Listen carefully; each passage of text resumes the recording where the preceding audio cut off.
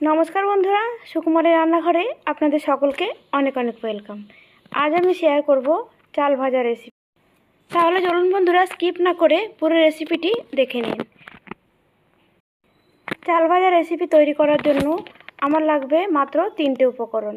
কারি পাতা, চাল লাগবে, আমি এখানে বাসমতি চাল নিয়েছি, আর লাগবে বাদাম। বাস এই 3টে উপকরণ দিয়েই হয়ে যাবে।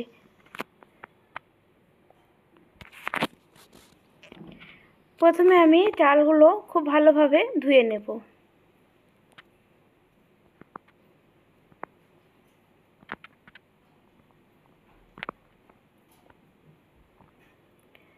জল পাল্টিয়ে পাল্টিয়ে 2 থেকে 3 বার খুব ভালোভাবে ধুয়ে নিয়েছি।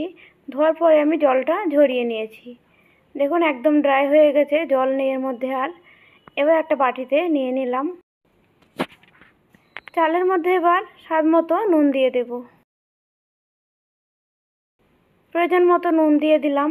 এবার খুব ভালো করে মাখিয়ে নেব।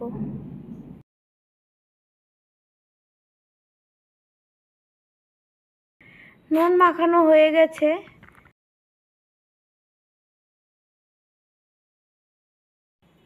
এবার গ্যাসে কড়াই চাপিয়ে কড়াইতে আমি দিয়ে দেব সাদা তেল। তেলের পরিমাণটা একটু বেশি দিতে হবে। এবার তেলটা গরম হওয়ার পরে দেখুন আমি একটা ছাঁকনি নিয়েছি। ছাঁকনির মধ্যে আমি কিছুটা চাল দিয়ে দিলাম।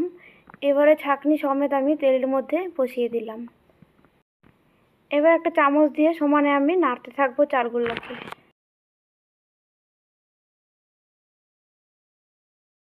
গ্যাসের আঁচ মিডিয়ামে রেখে প্রায় 5 থেকে 6 মিনিট টাইম লাগিয়ে ভেজে নেব। চালগুলোকে কিন্তু সমানে নাড়তে থাকতে হবে, তাহলে সব দিক সমানভাবে ভাজা হবে।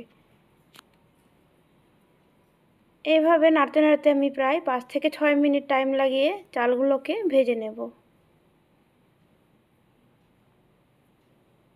চালগুলো কিন্তু ভাজা হয়ে গেছে। এবার আমি একটা টিস্যু পেপারের উপরে রেখে দিলাম। বাকি যে চালগুলো আছে ওইগুলোকেও সেম একইভাবে ভেজে নেব।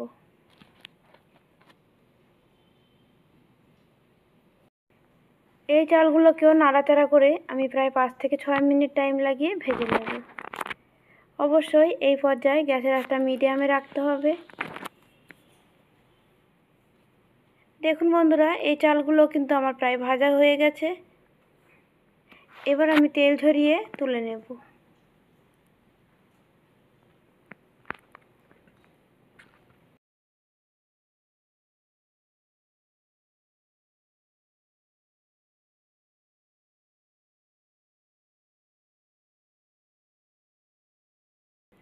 এই চাল ভাজাগুলোকেও আমি রেখে দিলাম। আর একটু চাল রয়ে গেছে, ওইগুলো ভেজে আমি ফিরে আসছি। সবগুলো দেখুন এখানে আমার চাল ভাজা হয়ে গেছে। এবার আমি বাদামগুলো ভেজে নেব। সেম একইভাবে আমি ছাঁকনির মধ্যে বাদামগুলো দিয়ে দিলাম। এবার নেড়ে চেড়ে ভেজে নেব। বাদামগুলো প্রায় 7 থেকে 8 মিনিট টাইম লেগেছে ভাজতে।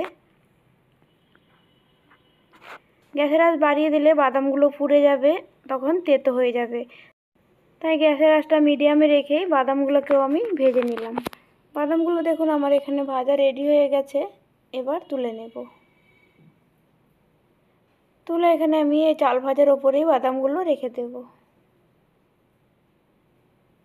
এবার বাকি রয়ে গেছে আমার কারি পাতাগুলো। কারি পাতাগুলো আমি ডান্ডা থেকে ছাড়িয়ে নিয়েছি, এগুলোকে দিয়ে দিলাম।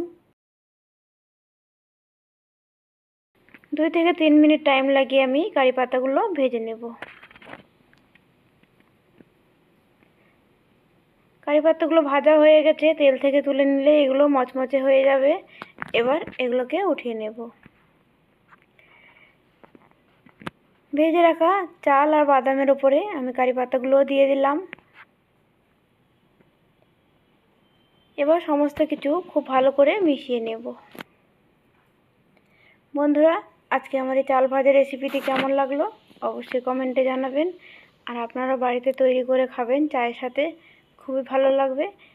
তাহলে বন্ধুরা, আজকের জন্য এইটুকুই। দেখা হচ্ছে নেক্সট ভিডিওয় অন্য কোনো রেসিপির সাথে। ততক্ষণ আপনারা সকলে ভালো থাকবেন। ধন্যবাদ।